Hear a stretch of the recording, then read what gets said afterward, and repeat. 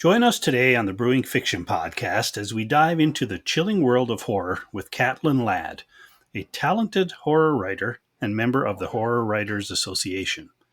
We'll discuss her passion for ghost hunting, explore her favorite themes in writing, and examine the impact of genre labels on book marketing.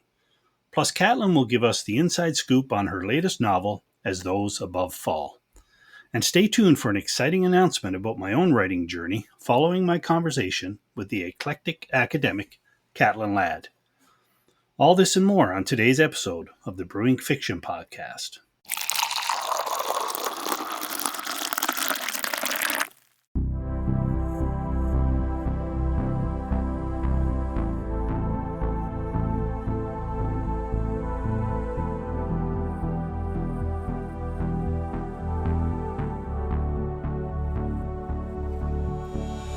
Hey, Catlyn, welcome to the show. Thanks so much for having me. It's my pleasure. So you're joining me from down in Colorado, and just offline, you were telling me that winter has finally started down there? Finally, in the beginning of January, it has decided to be winter. Can you imagine? Yeah. Did you have a white Christmas, though? No. What? I know. It was 60 degrees and sunny. And Yikes. we actually, oddly, for the first time, I don't know, in the history of ever, maybe, it actually rained the afternoon of Christmas, rained, which my family was certainly commenting about as being highly unusual, and no one had ever experienced rain on Christmas before. But it started out 60 and sunny and then rained. Wow. I don't recall ever having rain on Christmas. I'm from Newfoundland, and Newfoundland they have a lot of snow, but they have some weird weather in December. But I don't ever remember having rain as a kid, and since I've been in Saskatchewan, no, always snow. Never. Yeah, it was very Maybe strange. A green Christmas without snow, but definitely I don't remember rain. Yeah, rain was very unusual for us as well. Oh, well. Take it for what it is. I guess you can't control it, so you just got to grin and bear it, right? All right, so we're going to start off with Author's Corner. That's where I give you the mic. Just have a couple minutes to tell our audience a little bit about yourself. So I am a horror writer and a college professor. I have been writing for about 8-9 years professionally. My first book was narrative nonfiction, but then I just decided to embrace my true self and become a horror writer. I've been a horror fan for my entire life, as far as I can remember, but I decided to just really embrace being a horror writer, and I started publishing short stories, and then my first novel came out in 2024, horror novels specifically. And interestingly, I have wanted to be a writer my entire adult life, but as we all know, it's challenging to be a creative of any kind, and I also got very distracted becoming an academic, which was great. And I think the other piece of my story that I think is interesting is that it took me a long time to accept the fact that I am a horror writer predominantly. And initially I was trying to publish in literary fiction, and I kept getting rejections because my work is too dark, bleak, grim, violent. And when I finally, about 4 years ago now, I was finished with the PhD. I have tenure. I have made all of those milestones in my professional academic life. I was like, you know what? I think I might be a horror writer. And as soon as I started submitting to horror markets, I started having just success. Okay. Interesting. So yeah, just going after the wrong genre, I guess. Yeah. And I think I had it in my head that genre writing, whether it's horror or science fiction or fantasy or romance or whatever, that genre fiction somehow isn't as good. It doesn't have enough merit, as much merit as literary fiction. And so I think that I was unconsciously resisting being a horror writer for a long time. And then once I consciously acknowledged that I had that bias in my head, I thought, well, that's silly. Like, why am I write what you love? I think, right? And I read horror all the time, and so I was like, "Oh my gosh, that's a silly thing to believe," but I had to consciously identify it. Writers go through various stages of believing in themselves, right? Imposter syndrome, this, that, and whatever. And I don't know if maybe that was your version of that particular feeling. Maybe so. Yeah. I also had, there's a story I like to tell. I was in graduate school for my master's degree, and I was lying on a couch in the graduate student lounge, and I had class in a few minutes. And the professor that I had class with walked through the graduate student lounge, and I was reading It by Stephen King. Okay. And the professor looked at the book, and he said, in this tone of voice, I am not exaggerating, he said, "Why are you reading that?" And I said, "Because I like Stephen King." And he said, "You really should be reading for class." And I said, "I've already read for class. I'm prepared for class." Right. And Yeah. he said, "Well, you should probably reread," and then walked off. Wow. And so I had a couple of experiences like that with academics who I thought I respected, who Yeah. had this sort of like, well, why would you do that? Or why would you read that? Or that's not, serious. And I think I was in my early 20s when that happened. And so Yeah. I think that I had a couple of those formative experiences that reinforced this idea that then I had to like acknowledge and get over. Sure. Yeah. So I'm assuming you would never do such a thing to your students. You'll probably sit down and say, "Read to me." No, I mean, I live in terror of inadvertently, sort of Yeah. yucking somebody's yum, and I try really hard not to do that. And I have had a couple of moments with students where they have asked me, about something that is not necessarily my thing, and Sure. I try to always be really careful in how I respond to them to make sure that even if I'm communicating that it's not my thing, that it is totally okay that it's their thing and that I'm Yeah. happy that they're happy, right? Right. Yeah. No, good for you. All right. Yeah. You've coined yourself the Eclectic Academic on all your social media. Where did that come from? I love it, by the way. It's a fantastic title. Well, so I like alliteration and I like weird rhyming things, and Yeah. eclectic academic doesn't exactly rhyme, but it has this alliterative quality that I really like. Um, so that's, sort of where the branding came from. Yeah. But I have definitely been one of those people where I have a wide variety of interests, and I always have. Okay. And certainly moving into graduate school after undergrad, there is this necessary but very strong urge to focus, right? Like focus your studies. Like, what are you going to be as an academic? And I was always like, yes, but I'm interested in popular culture and I'm interested in religion and violence. And I'm really interested in ghost hunters and what do they believe? And I kind of like metal music. And people were always like, whoa, whoa, whoa, whoa, whoa. Yeah. Yeah. Talk about defining yourself by genre, right? And I've always defied that. I'm like, no, I'm just actually going to be interested in everything. Thanks. Yeah, good for you. How about we do a little bit of fast five here? So it's a small Okay. segment that we have a little bit of fun.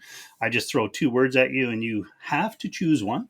You do have a way out to say both. But yeah, I'll throw two words at you. Just tell me your favorite, just for a laugh Okay. and get to know Sure. you. All Okay. righty. Always start with this one: coffee or tea? Coffee. Cats or dogs? Cats. I knew from previous communication. Yep.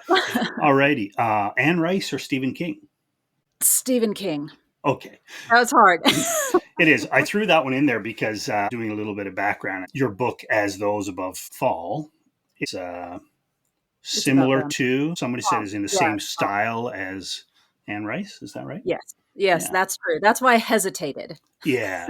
Fair enough. Stephen King, have you read all of his work? Yes. And then some. Yes, I have. Yeah. Yeah, me too. It's my top pick for sure. And I have to pick him because I haven't actually read everything Anne Rice has done. I've read a lot of Anne Rice, but I haven't actually read everything. Stephen Fair King, I've read enough. it. Well, there you go. That's a good reason to choose. All right. Do you like plot driven stories and novels or character driven? Um, Character driven. Character driven. I mean, it can't not have a plot. Right. Of course. Um, and I definitely prefer things that are sort of tightly plotted and fast paced. But if the character development isn't there, then I don't care. Fair. Okay. Fair enough. And do you like to read paperback or ebooks? Um, I read mostly paperback. I do Okay. like the feel of a physical book in my hand. I read Yes. ebooks when I check books out from a library. I Okay. do ebooks just because it's convenient. Yeah. I don't mind consuming books that way. When I travel, it's usually ebooks, but Easier. Yeah. I also like to invest in books. And I don't have as many books as a lot of people do, but I still like to invest in books, support authors by buying their books. And so usually if I have a preference, it would definitely be a physical book. I've asked that question a number of times on the podcast, and most writers will say physical. I mean, I think we all have read ebooks, right? Sure. Digital copies for the convenience factor, but there's something about the feel. I mean, the love of a book is probably what inspired some of us to even start writing. Yeah. Well, and I look at a screen a lot as a writer, and so I think that could be part of it too. Like I need to put the screen down and not look at the screen. Fair. No. Good point. All right. Well, that's fast five. Thanks for sharing that. And we will jump right into the interview. And I want to ask you a question. You visited the Fairmont Hotel in Banff, Alberta. Is that correct? Yes. I Yes, saw a I did. picture on your Instagram. So Oh yeah. were you ghost hunting by chance? Um, not officially, No. but I certainly did the background research on the haunted history of that hotel Yeah, and yeah. went into the public spaces and sort of looked at some of the public areas Right. where people have seen apparitions and things like that. Um, and I mean, it's a very cool building and it It has is. neat It's history. beautiful. And so that's always a draw as well. But yeah, so not officially, but certainly visited with an eye. Fair. You're familiar with the comparison that a lot of people make to the Outlook Hotel, right? In Stephen King's Yes, book, movie. yes. Yeah. Yeah. And I was I'm also interested. stayed with the Stanley Hotel, which inspired The Shining. Okay. When Stephen King was living in Boulder, it was a visit to the Stanley Hotel, which was pretty decrepit at the time that he stayed Okay. there. Yeah. Since then, it's been completely refurbished and it's this huge tourist attraction, and they do ghost hunts and blah, blah, blah. But at the time that he was staying there in the late 60s or early 70s, it was kind of decrepit and falling down. Interesting. And I have to say that the hotel in Banff is surpasses the Stanley in every imaginable way. Fair. The Stanley's very cool, but Yeah. it doesn't hold a candle. There you go. All right. Why don't you tell me how your journey started as a writer? Yeah, so as I mentioned, I decided that if I was going to, that I had always wanted to be a writer, and that if I was going to do it, I was going to do it like big time, give it everything Okay. I had. Yeah. And that was about 4 years ago. And the first thing I did was I got myself a life coach. And that allowed me to set achievable goals because being a writer is such a huge goal. Like how do you do that? How do you wrap Yeah. my your head around that? Where do you Okay. start? And so working with a life coach allowed me to identify what she calls micro goals, which was things to do each week or each day or each month that were achievable and that I could knock off my list and that were also not attached to success or failure. And so, like, for example, getting a piece accepted for publication is attached to success or failure. It either happens or it doesn't. And so Right. instead, she had me focus on things that were achievable, like submit 5 pieces this month, right? And Right. so that allowed me to really focus and practice a lot of discipline around what I wanted to achieve. And so that first year, it was all about writing and submitting. And so Wow. I was trying to Okay. write um, a certain amount every week. I'm not one of the people who can write every day, but I was trying to Yeah. write a certain number of days each week and then submit a certain number of pieces each month. And so that's really Okay. how I started. And once I started submitting to horror markets, I started seeing a lot of success. So the average acceptance rate is about 10%. I was seeing about 30% acceptance, Wow. which was awesome. Gave me not only gave me a huge boost of confidence, but also allowed me to start just meeting people, meeting editors, meeting other writers. I joined the Horror Writers Association. I went to their big conference or their big, what is it, convention, StokerCon, Yeah. met a ton of people there, Right. got involved in the local chapter. And so a lot of the success that I've had, I attribute to community. I also joined a writers group. And it's a horror writers, so they're all horror writers specifically. Right. So a Good. genre specific writers group. Yeah. Yeah. And I now have almost, I don't know, half a dozen, 15 short stories in print. And then, of course, the book came out last And now year. your book. Yeah. Yeah, exactly. Wow. Writers group. Is that an online group or is that, do you do a local one? It was online. Yes, it Okay. was Yeah. online. And I joined during COVID, and the writers we actually have two Canadian writers and then four American writers who Okay. are in literally every time zone in the Americas. Is that right? That makes it difficult. Yeah. Right.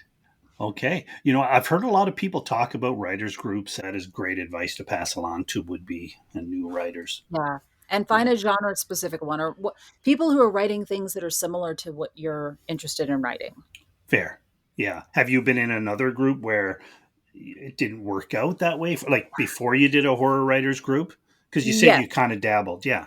Yeah. So I had joined a writers group, a local writers group Okay. here in my community.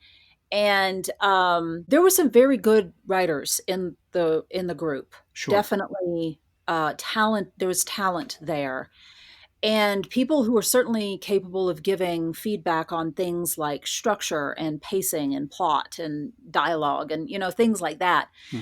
But honestly, I think that over half the group were writing memoirs, and I'm Oh, writing like zombies and like apocalypse, and they're like, "Whoa!" yeah. Yeah. But that's actually where I got the idea. I was talking to a friend of mine, sort of expressing my lack of satisfaction with the group, and she's Fair. like, "Are there horror specific groups?" And I was like, "There have to be."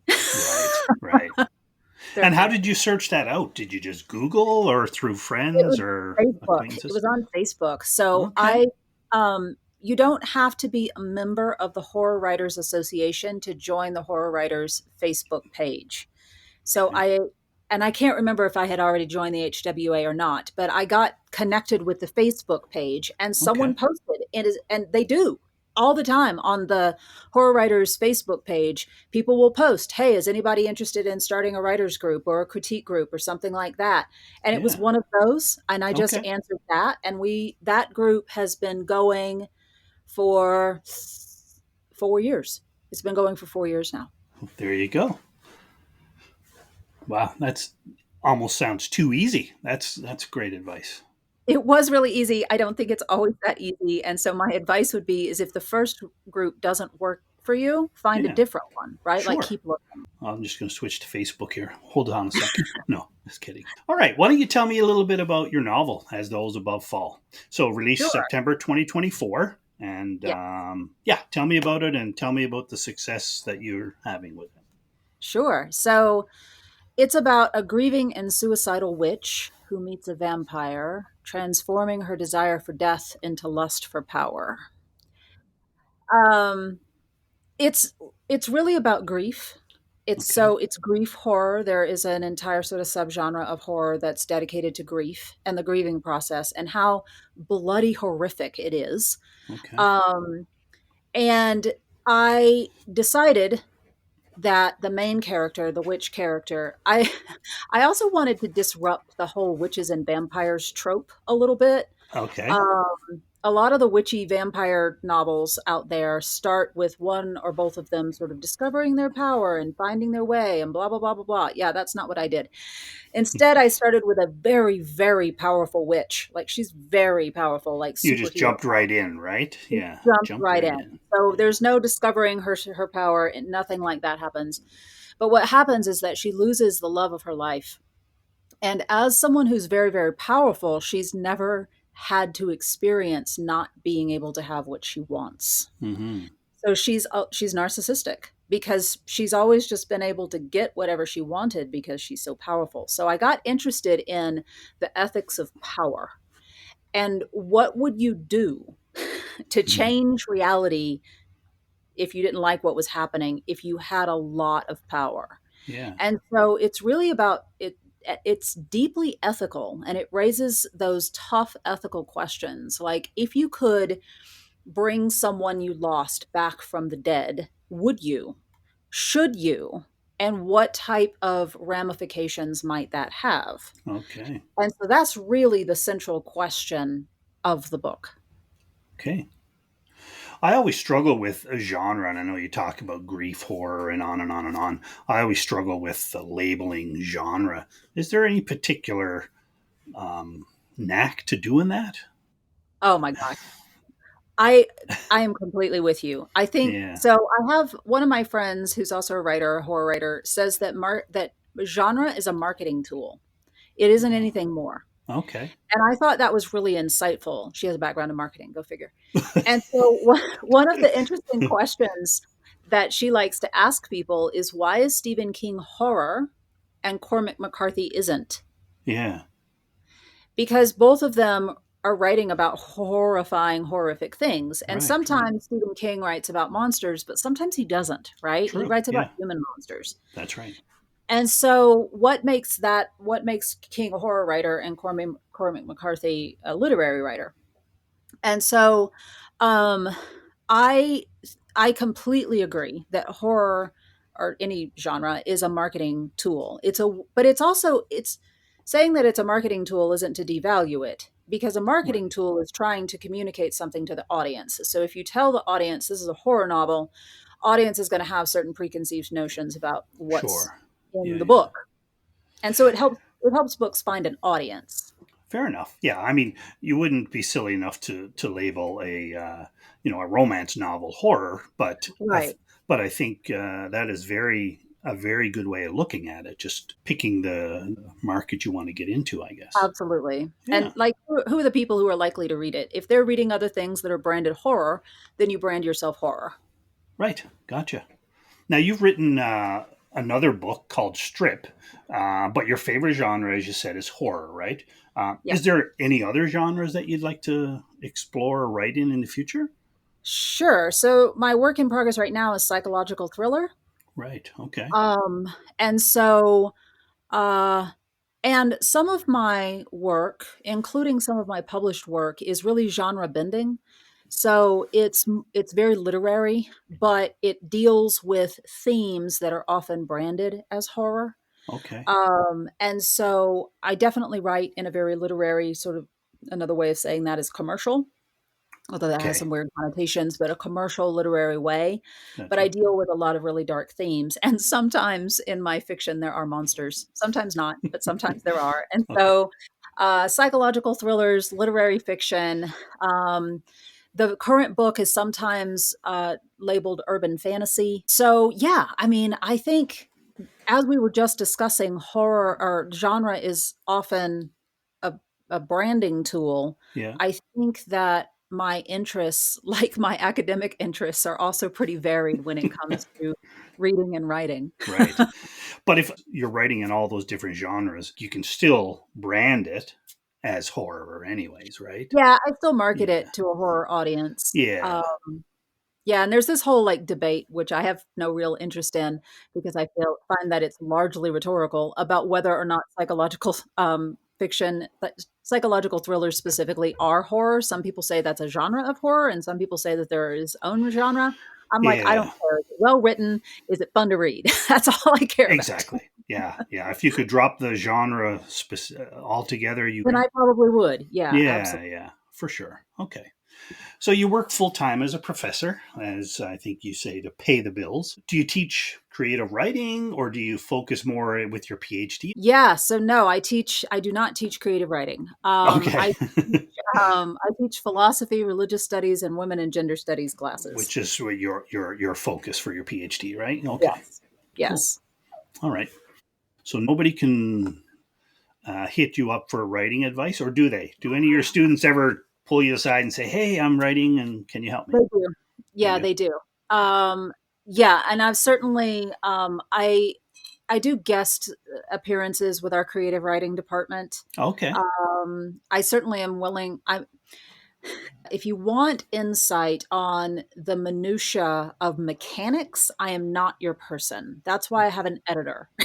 fair. Yeah, yeah, yeah. But for things like plot, pacing, how to write believable dialogue, things like that, I'm always willing to like look at something, gives people some feedback, bounce Sure. ideas around. But Yeah, yeah, I'm not a professional academic writer in that way. fair enough. I don't know how many writers would be able to consider themselves, a good editor, especially of their own work. I've interviewed writers who do editing on the side, but I just wonder, yeah, doing your own, it's not the right way to That's do it. I guess challenging because it you, is. So you lose you lose objectivity and you start seeing what you want to be on the page and not what's actually on the it's page. true. Yeah, Yeah, for an sure. outsider's perspective is always an invaluable part of the process. Absolutely. So working full time, riding your motorcycle from April till October. November sometimes. How do you find time to write? How do you make time to write? I try to do something writer related 4 times a week. Um, Okay, so semi-scheduled then. yeah, semi-scheduled, and depending on the semester or whether or not it's summer break or not, when I do that during the week varies. Um, but I try to do something writer related 4 times a week, but it doesn't Okay, necessarily have to be writing. And so I definitely try to be writing. But like, for example, doing this podcast today is writer part of related. sure. And Yeah, so it's one of my 4 days a week, technically. gotcha. I was writing this morning. I'm still going to write this afternoon because I'm still on winter break. Yeah, But yeah, yeah. or like editing a piece or submitting a piece or sending out queries or any number of things that are sort of related to the vocation of writing, I try Yeah. to do 4 days a week, but I don't have like a word count that I try to make or a number of hours in the day or anything like that. I just try to do 4 times a week I do something related to writing.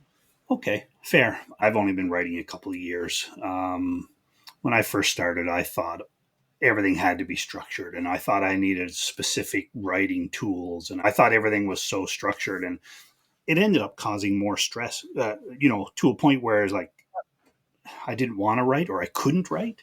You Yep, know, you talk about writer's block and that kind of thing, right? I mean, I think sometimes we create that monster ourselves just because we I say, agree.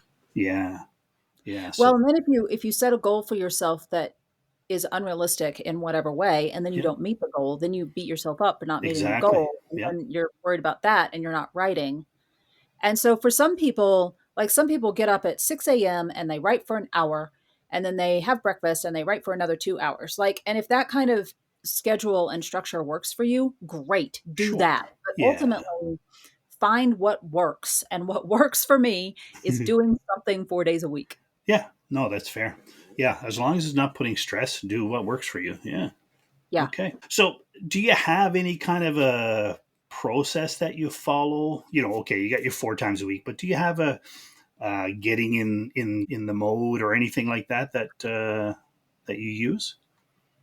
I don't. I do No. different. I mean, I would say that I have a short list of things that I typically do. Yeah. But the exact thing that I do each time is different. And Okay. so if I'm writing new material, I typically start by rereading whatever I wrote the last session, Right. Okay. to just get myself back into that heads Frame not of just mind. Yeah. what's happening, but the headspace and the Yeah. character voices and things like that. So I Yeah. that's often step one is what I will do. But a lot of times um I will just I certainly keep like lists of things that I need to do, like if I need to submit by a certain deadline, or if I need to, edit this thing by a date, or if I need to check upcoming submissions for the next month, or something like that. So I have also this sort of like to-do list Yeah. that I'll just start checking down through.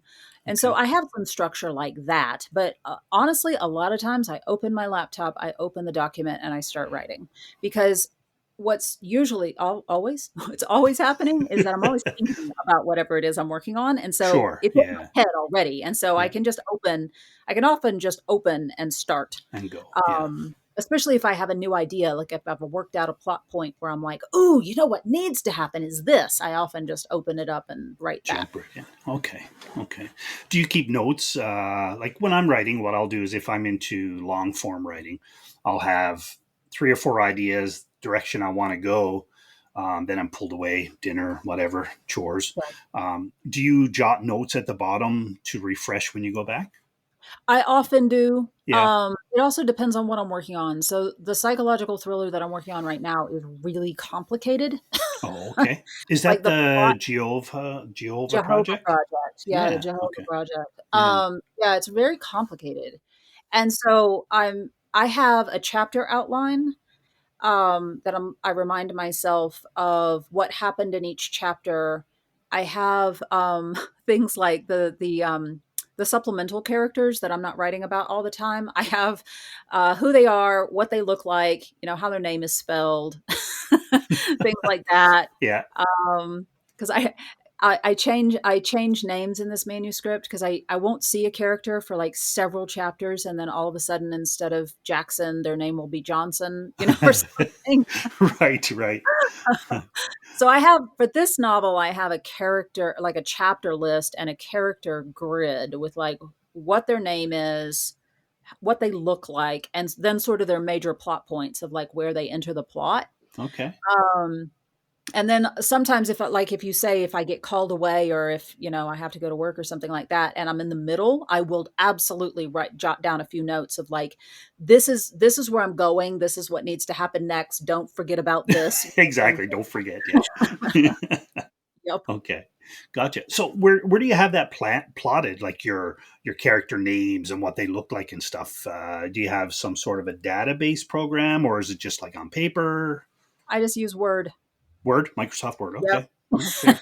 Fair. And I hate Microsoft products, but they're Yeah. ubiquitous, so it is what it is. And a lot of Sure. people use like Scrivener or something like that. I've looked Yeah. into those programs. The way I write a Word document is just it works for me. So yeah, Okay. it's all Word documents. And then when I'm actually writing, I'll often have tabs where I have to remind myself to like if I finish a chapter to go update the chapter outline. This is Yeah. what happened in this chapter, things like that. And so when I'm Okay. actually working, I often have tabs open. Wow. Okay. Cool. I remember first when I started, I had this program called Campfire. I don't know if you're familiar with it at I've all, heard but of it. Yeah. yeah. So I'm a very visual writer. I think I recognize that in myself. So when I'm writing about a character, I almost have to have a face. I Sure. don't know why, but just it Sure. just helps, right? So I Yeah. started using Campfire, and I used to um, search the internet for just random faces, and then use Yeah. AI to create faces, and that was my character. So I Right. used to save those when I was writing about them, but it ended up being okay. I've got 5 or 6 different events happening all at once with 5 or 6 or 10 or 20 characters. I couldn't keep up, Yes. so it got more Yeah. confusing. You have to figure out a way. And I know writers who use post-it notes. I know Yeah, people who plot out on whiteboards. I know people who use a variety of different types of programs. And so, yeah, sure. you just have to figure out not Wow. only what works for you as a writer, but also what serves your story best. Because as Those Above Fall is very linear, it Yeah, just happens in a row. yeah, The Jehovah Project it is linear. The story is a linear, it's told in chronological order, yeah. but the reveals, foreshadowing and the reveals have to be structured very specifically. Right. And so that requires much more diligent note taking and organization. Fair. Okay. And what types of themes, if any, do you like to convey through your writing? Like, is there anything specific you like to target, or is it just entertainment? I definitely pull a lot of my academic background into my writing. So a lot of Okay. it is very philosophic. Yeah. I like ethical questions. I like ethical ambiguity and teasing through the implications of things. So that is something that is very present in most of what I write. I Yeah. like I grief is also a reoccurring theme. It's certainly not in everything that I write, but Sure. I realized that as of whenever the publication date is next year, I will have three things in print that are all about the grieving process and trying to bring somebody back from the dead. So I'm like, Okay. that's a that's a return to meditate on that. I find questions of the afterlife and questions of dying to be very philosophically interesting, I think, Sure. and so I Yeah. sort of return to that. I also bring in, I have a background in religious studies, so there's a lot of mythic elements. I love world building. I love speculating on cosmology. So those types of things are very present in my writing. I'm really interested in religious leaders and like charismatic leaders in Yeah. religious cults. So that pops up quite a bit. Okay. Yeah, those Yeah. types of things. Again, I've probably said it 3 or 4 times already. You write what you know. Absolutely. And you write Yeah, what you're interested in. for And sure. those are the sorts of things that are interesting to me. And hopefully they're also entertaining. Yeah, for sure. Okay, so how much unpublished and partially finished work do you have? Oh, Too boy. much. Too much to But say. yeah, always, Yeah. right? And I have, the ideas file that's just like busting at the seams. Yeah. So, I've published a lot of short fiction and I definitely will crank out short fiction periodically as ideas occur to me. I am primarily wanting to be a novelist, however. And Right. so the work in progress, the Jehovah Project, is the biggest unfinished thing that I have right now. Okay. I keep having another novel that is whispering to me, and I keep being like, not yet, not yet. Wait, Yeah. wait your turn. Right. So Get in line. I've written what I think is probably the opening scene of that book, but then I'm like, okay, you need to wait your turn. Yeah. And so I'm intentionally not working on it right now because it could Right. easily take over. And I want to finish this current manuscript. And like you said, you have Yeah. difficulty writing it, so um, Yeah, it's taking a lot of my it'll be energy. too distracting to get in to write two Absolutely. novels, right? Absolutely. And sometimes I do bounce it back and forth between projects. I definitely Yeah. do that. But yeah, this one is complex. Yeah. Short fiction is great for that, right?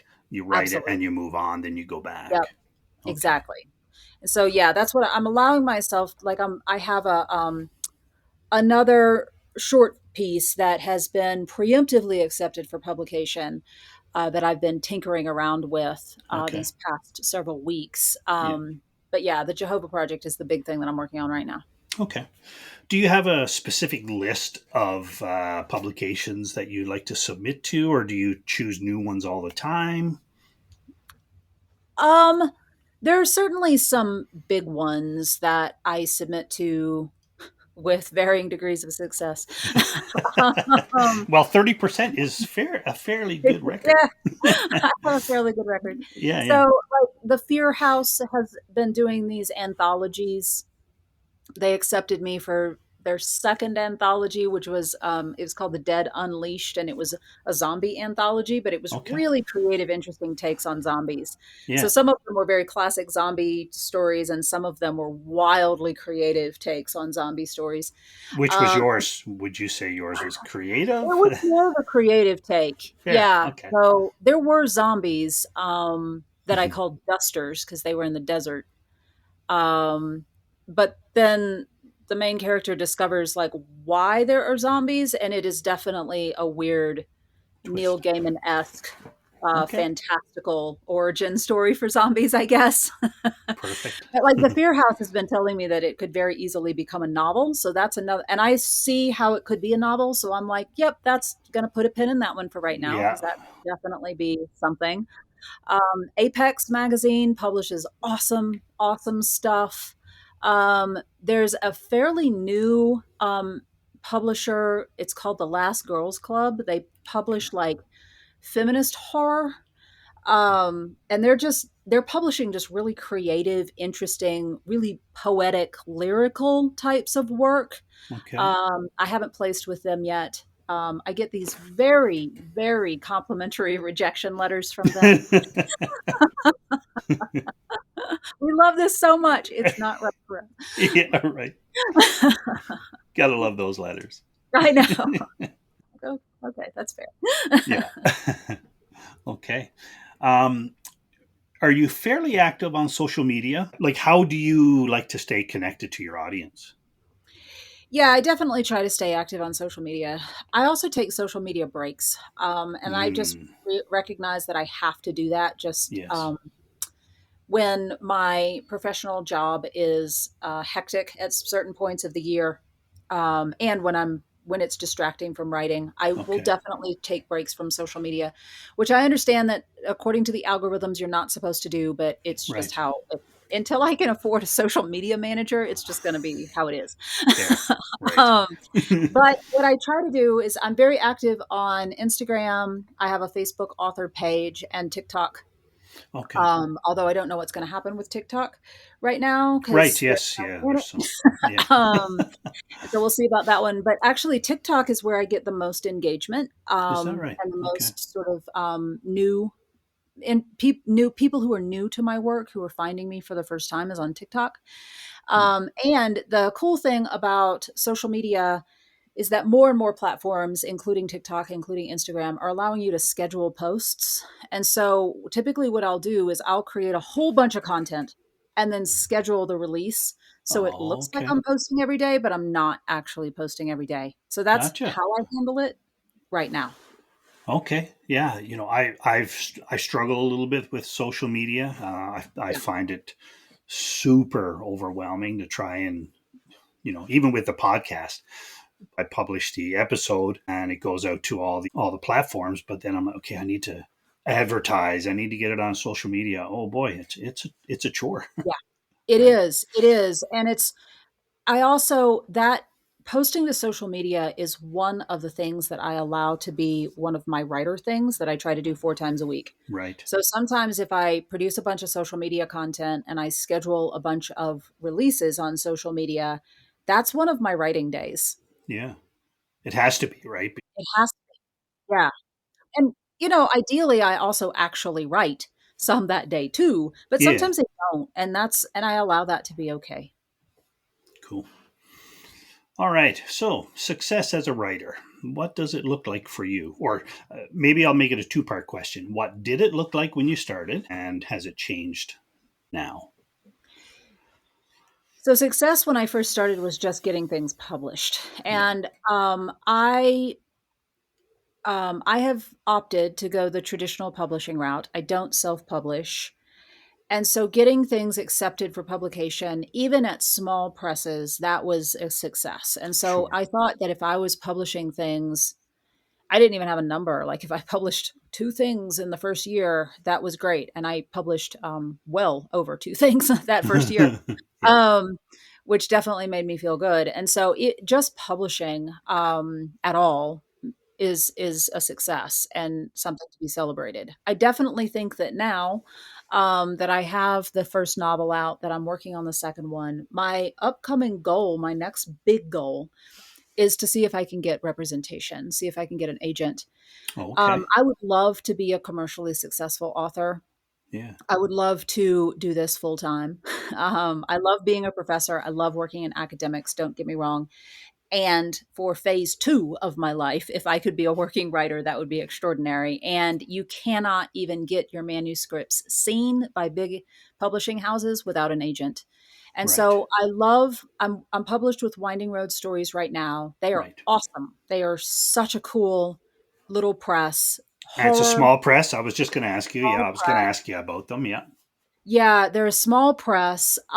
They publish in all genres, but horror is their fastest growing and most successful genre to the point that they created a separate horror imprint called Oh, Dark wow. Roads. Wow. Um, and so they have really embraced horror, and they they're great communicators and they're great editors and they're super supportive and they're just delightful to work with. Okay. And they don't have the high level profile and marketing budget, honestly, of a big publisher. And Right. so, in order to be commercially successful, where you're making a living as a writer, you really need to be with a publishing house that can put $40 or $50,000 into a marketing campaign for your work, Right. and Right. they Yeah. don't have that, understandably. And Yeah. so I am going to cautiously research agents in the upcoming year and Okay. see if I can find representation, because I feel like that's the next step in my journey. Okay. Wow. And do you have an idea how to do that? I mean, find an agent? Is there a process? Yeah. So, there are lots of agents who work with the Horror Writers Association, of which I am a member. Oh, okay. Right. So Yeah. I'll start there. Yeah. um, Fair. and then their big convention every summer is StokerCon, where they give the Bram Stoker Award, which is one of the big awards in horror. That one Yeah. and the Shirley Jackson Award. Yeah. The Stoker Award is given at StokerCon, and you can pitch to agents and publishers at StokerCon, which is actually how I got As Those Above Fall published. Is I pitched at StokerCon to Winding Road, and they accepted Oh, it. wow. Look at that. Um, and so this upcoming year, I'm going to only pitch to agents. I'm not going to pitch to publishers because I already have a publisher. Yes. Um, and so that's one way. And then the other way is, I mean, you can send out cold queries, just like, hey, I see that you represent horror writers. Yay, would you represent me? Right. Like Yeah. that Yeah. kind of thing. Those are really difficult. I imagine. I think that those agents get like 85 gazillion queries, and they don't even always have time to read them. So the other thing that I'm going to do is I'm going to talk to some agents that I already know through the Horror Writers Association, who may not be a good fit for me as an agent necessarily, but who will absolutely give me advice and potentially, fingers crossed, introduce me to their friends who are also Yeah. agents. Okay. So networking, deploying the network is how I'm going to go about it. And then we'll see what happens. Because the other thing is it also has to be the right agent. Like, I already have a publisher. I don't need a publisher.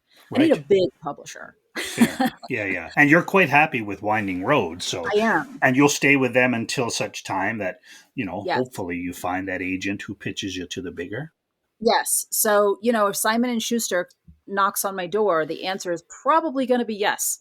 Oh, yeah. But I don't. until they do, I'm going to absolutely continue publishing with Winding Road.